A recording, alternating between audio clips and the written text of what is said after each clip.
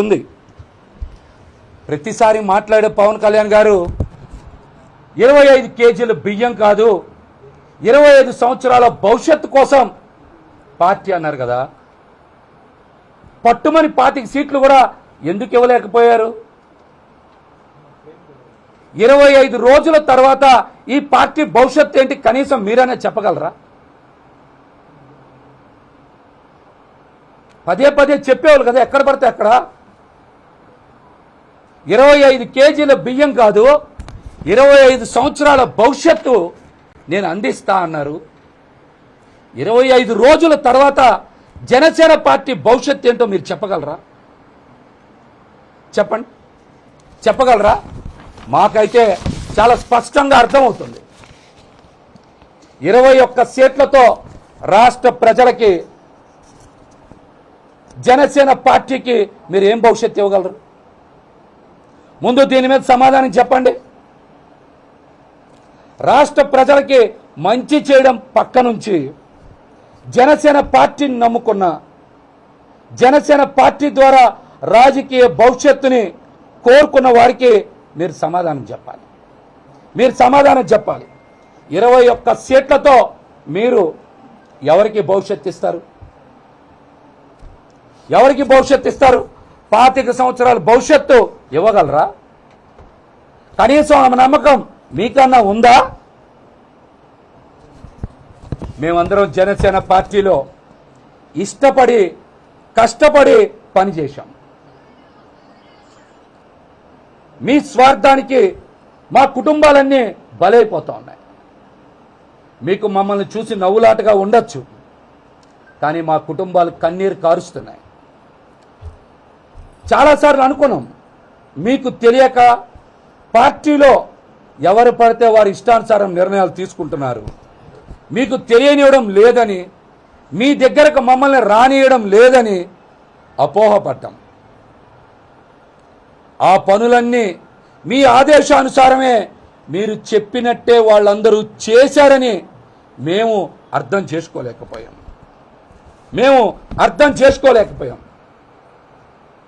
Janasena party ఇంకొక 20 సంవత్సరాలు కొనసాగుతుందనే నమ్మకం ఎవ్వరికీ లేదు. నేను మాట్లాడుతున్నది నాకు టికెట్ రాలేదనో అసంతృప్తితో కాదు. జరుగుతున్న పరిణామాలు వాస్తవాలు అద్దం పడుతున్నాయి. జనసేన పార్టీకి కాలం అతి తొందరలోనే చెల్లిపోతుందని, చాలా తొందరగా చెల్లిపోతుందని. మీ గురించి చాలా స్పష్టత వస్తుంది. నేను మాట్లాడే ప్రతి దానికి నా దగ్గర ఆధారం ఉంది. మీ నడవడికలోనే లోపం ఉంది. మీ చూపులో ద్వంద్వ అర్థాలు ఉన్నాయి. బయట రకరకాల కథనాలు వినబడుతున్నాయి. పార్టీ భవిష్యత్తు పైన, టికెట్లు కేటాయింపు పైన, జనసేన పార్టీని కాపు కాసే ప్రతి ఒక్కరికి మీరు తీసుకునే నిర్ణయాల మీద అనుమానాలు ఉన్నాయి. అసలు జనసేన పార్టీలో పనిచేసిన వారికి ఎవరికి ఎందుకు సీట్లు కేటాయించలేదు? సీట్లన్నీ తెలుగుదేశం పార్టీ నాయకులకే ఎందుకు కేటాయించారు? పార్టీ భవిష్యత్తు ఎవరి చేతుల్లోకి వెళ్ళిపోతుంది? కనీసం మీతో గెలిచిన తర్వాత అయినా 3-4 ఎమ్మెల్యేలు నిలబడతారనే నమ్మకం మీకెక్కడైనా ఉందా? జనసేన పార్టీని దేనికోసం పెట్టారు? ఏం ఆశించి పెట్టారు? ఇందులో మీ స్వార్థ ప్రయోజనాలు దాగున్నాయనేటువంటిది చాలా స్పష్టం.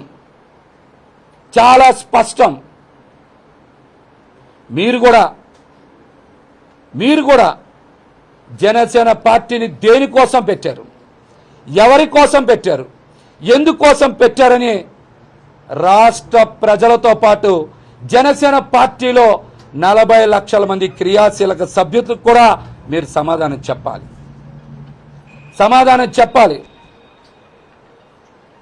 పార్టీ పెట్టింది రాష్ట్ర ప్రయోజనాల కోసమో ప్రజల ప్రయోజనాల కోసమో కాదు, వ్యక్తిగత ప్రయోజనాలే చాలా ముఖ్యమని చాలా స్పష్టంగా తెలుస్తున్నాయి. దీని మీద నా దగ్గర కొన్ని ఆధారాలు ఉన్నాయి. అవన్నీ కూడా బయట పెడతా. ముఖ్యంగా మిమ్మల్ని కాపు సామాజిక వర్గాన్ని మీరు బలిస్తా ఉన్నారు. సార్, నేను మిమ్మల్ని రిక్వెస్ట్ చేస్తున్నా, కాపు సామాజిక వర్గం వారు అమాయకులు. వారు మీరంటే పిచ్చి. మీరు ఏం చేసినా వాళ్ళు మీకు మద్దతు ఇస్తున్నారనేటువంటి ఒక అవకాశవాదాన్ని తీసుకొని వాళ్ళని బలి చేయొద్దు, కాపు యువతని నాశనం చెయ్యొద్దని మిమ్మల్ని నా కన్నీటితో అభ్యర్థిస్తున్నా.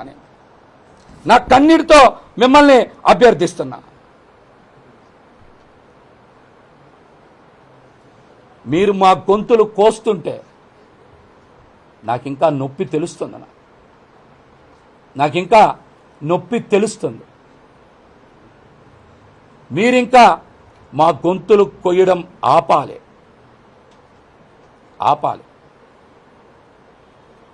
దయచేసి మిమ్మల్ని కోరుకుంటున్నా, మీరు మా జీవితాలతో, మా కుటుంబాలతో మిమ్మల్ని నిస్వార్థంగా నమ్మి ప్రయాణం చేసేటువంటి మా పెద్దన్నల్ని బలి చేయొద్దని మిమ్మల్ని అభ్యర్థిస్తున్నా. మేము రాజకీయాల్లోకి వచ్చి ఆస్తులు అమ్ముకున్నాం. మీరు ఆస్తులు కొనుక్కున్నారు. మా రక్త మాంసాలు, మా కన్నీటి కష్టాల పునాదుల మీద మీ అందమైన భవంతులు నిర్మించుకున్నారు. ఇది యథార్థం.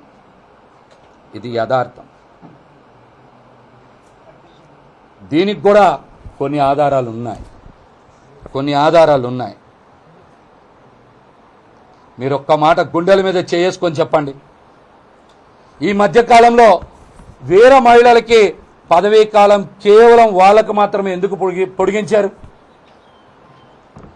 జిల్లా అధ్యక్షులకో, నగర అధ్యక్షులకో, రాష్ట్ర కమిటీకో, పొలిటికల్ అఫైర్స్ కమిటీకో మీరు ఎందుకు వాళ్ళ యొక్క పదవీ కాలాన్ని పొడిగించలా? ఎందుకు పొడిగించలా? వీర మహిళల్ని కూడా మోసం చేయాలని మీకు ఎలా అనిపించింది సార్? చెప్పండి సార్. మీరు వీర మహిళలను కూడా మోసం చేయాలని మీకు ఎలా అనిపించింది సార్? వరుసగా కాకినాడ మేయర్ సరోజ్ గారు కానీ,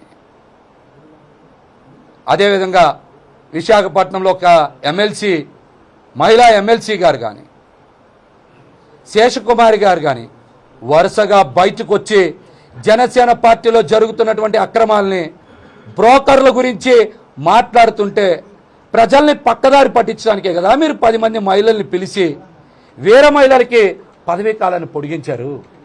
అంతకు ముందు ఎప్పుడు గుర్తు రాలేదే మీకు? అందరికీ నమస్కారం. నేను మీ కిరణ్ రాయల్, జనసేన పార్టీ తిరుపతి నియోజకవర్గ ఇన్ఛార్జ్. ఈరోజు పొద్దున నుంచి మనం చూస్తున్నాం, జనసేన పార్టీ అధికార ప్రతినిధి మరియు విజయవాడ వెస్ట్ ఇన్ఛార్జ్ పోతిని మహేష్ గారు రాజీనామా, ప్రెస్ మీటు ఇవన్నీ చూస్తున్నాం మనం. యాక్చువల్లీ నేను ప్రెస్ మీట్ పెట్టాల్సిన దాని మీద నేను అందుబాటులో లేను, వేరే ఊర్లో ఉన్నా కాబట్టి వీడియో చేసి పంపించాల్సి వస్తుంది. కాబట్టి మిత్రులు, మీడియా వాళ్ళు, జనసైనికులు క్షమించాలి. ప్రెస్ మీట్ పెట్టినందుకు వీడియో ద్వారా అర్థం చేసుకోవాల్సింది కోరుకుంటూ, మహేష్ గారి 3 ప్రశ్నలు అడుగుతా. ఒకటి, 2019 మీకు సీట్ ఎక్క ముందు మీరు ఎక్కడున్నారు? మీరు 2016లో 17లో జనసేన పార్టీలోకి వచ్చారు. మీకు ఈరోజు జనసేన పార్టీ లేకపోతే మీకు ఇది చరిష్మా, క్రేజ్ వచ్చేదా? అసలు పవన్ కళ్యాణ్ గారు మీకు ఎంత ప్రియారిటీ ఇచ్చారు, ఎంత వాల్యూ ఇచ్చారు మీకు తెలుసు కదా. ఇవన్నీ కూడా మీరు ఎక్కడి నుంచి వచ్చింది? మీరు గతంలో రాజకీయ నేపథ్యం ఏముందా? గతంలో ఏం లేదు కదా. జనసేన పార్టీ మనందరికీ పునాదులు. మనకందరికీ జనసేన పార్టీ పవన్ కళ్యాణ్ గారు భిక్ష పెట్టారు. ఈరోజు మన పవన్ కళ్యాణ్ గారు ఏదో ఆయన వ్యూహాలు, ఆశయాలు ఉన్నాయి కాబట్టి అర్థం చేసుకొని పోవాలి. ఇప్పుడు నేనున్నాను, ఉదాహరణకి ప్రజారాజ్య పార్టీ నుంచి పనిచేస్తున్నా. 2014లో నుంచి జనసేన పార్టీ పెట్టిన రోజు నుంచి ఉన్నాను, మీకన్నా ముందు నుంచే ఉన్నా. నేను మొన్నటి ఇన్ఛార్జ్గా ఇచ్చారు, తిరుపతిలో పనిచేస్తున్నా. ఏదో సీట్ ఆశించా, రాలేదు. ఎవరు వైసీపీ అతను సీట్ ఇచ్చారు, దాని మీద నేను కొంచెం అలిగున్నా, నచ్చలేదు. ఇష్టం ఉంటే పని చేస్తా అభ్యర్థికి, లేదంటే పిఠాపురం పోయి పవన్ కళ్యాణ్ గారు పని చేసుకుంటా. అంతేకాని ఎక్కడ కళ్యాణ్ గారి గురించి మాట్లాడను కదా. ఎందుకంటే నిజమైన జనసైనికులు అలా ఉంటారు. పవన్ కళ్యాణ్ గారి మనుషులు అలా ఉంటారు. ఏదో వైసీపీ ఇచ్చిన స్క్రిప్ట్, వైసీపీ పంపించిన 3 పేజీలు మీరు తీసుకొచ్చి చదవడము, దాన్ని బీసీ కార్డు పెట్టడం కరెక్ట్ కాదు. మీరు ఏ రోజు కూడా సరే పోతిన మహేష్ ప్రెస్ మీట్లో ఇంతవరకు నాకు తెలిసి ఇన్ని ప్రెస్ మీట్లలో మీరు ఎప్పుడు కూడా పేజీలు చూసి ప్రెస్ మీట్లు పెట్టలేదు. మొట్టమొదటిసారి 4 పేజీలు చదివి ప్రెస్ మీట్ పెట్టారంటే ఆ పేజీలు ఎక్కడి నుంచి వచ్చాయి, ఆ పేజీలు వెనకాల ఎవరున్నారు, ఇవన్నీ కూడా మాట్లాడాల్సిన అవసరం ఉంది. ఒకటే చెప్తున్నా, అన్నాలీజియో గారిని తీసుకొని మీరు గృహప్రవేశం రా అంటే ఇప్పుడు అది సంబంధం కాదు కదా, ఆయన తీసుకొస్తాడు రాడు, ఆయన ఇష్టం అది. దానివల్ల జనసేన పార్టీకి నష్టం లేదు, నీకు వచ్చే నష్టం లేదు. సబ్జెక్టు మీరు డైవర్ట్ చేయడానికి ప్రయత్నిస్తున్నారు. దీని వెనకాల ఎవరో క్లియర్గా ప్రజలు తెలిసిపోయింది. ఎందుకంటే మహేష్ గారు కూడా నాకు ఆయన వ్యక్తిగత ఏం లేదు. నేను ఆయన కలిసి అనేక ప్రెస్ మీట్లు వాళ్ళ ఆఫీస్లో పెట్టా.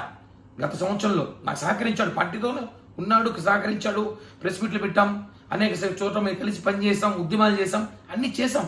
ఈరోజు కొన్ని జరుగుతూ ఉంటాయి. ఇంకా భవిష్యత్తు ఉంది, మనకి 2 నెలల తర్వాత మంచి భవిష్యత్తు రాబోతుంది. అవి అర్థం చేసుకోవాలి. కానీ పవన్ కళ్యాణ్ గారిని ఇష్టం వచ్చినట్టు మాట్లాడితే, మనోహర్ గారిని మాట్లాడితే, జనసేన పార్టీ నాయకుల్ని కార్యకర్తలు ఏదో మేమేదో అమాయకులను, ప్రజలు మమ్మల్ని ఏదో విస్మరించారనో, మీకన్నా మేధావులు లేదని మాట్లాడితే మాత్రం బాగోదు. మీరు పవన్ కళ్యాణ్ గారికి క్షమాపణ చెప్పాలి, జనసేన పార్టీ నాయకులు కార్యకర్తలు క్షమాపణ చెప్పాలి. లేకపోతే మీకు తెలుసు మీరెంత ఉద్యమకారులు, మీకు మించి ఉద్యమకారులు మేము కూడా. ఎంత దాకా దిగుతాం, ఏమైనా చేస్తాం. ఊరికే బెదిరించేది కదా, ఆధారాలు ఉన్నాయి. ఏం ఆధారాలు? ఏమవుతాయి ఆధారాలు అంటే? ఏం ఆధారాలు? కేవలం జనసేన నాయకులు తప్పుదోవ పట్టించడానికి ప్రయత్నిస్తున్నారు. పోతిన మహేష్ గారు ఇది కరెక్ట్ కాదు, మీకు ఇష్టం లేదు వెళ్ళిపోండి, హ్యాపీగా వైసీపీకి వెళ్ళిపోండి, ప్యాకేజ్ తీసుకోండి, ఏదో ఎమ్మెల్యేసో మంత్రో ఏదో ఇస్తామని తీసేసుకోండి, మీ రాజకీయ జీవితం చూసుకోండి. మీరు మమ్మల్ని మాట్లాడి మమ్మల్ని డైవర్ట్ చేయాలో, మమ్మల్ని ఏదో ఇబ్బంది పెట్టాలో పవన్ కళ్యాణ్ గారు మాట్లాడితే మాత్రం ఊరుకునే ప్రసక్తే లేదు. జాగ్రత్త.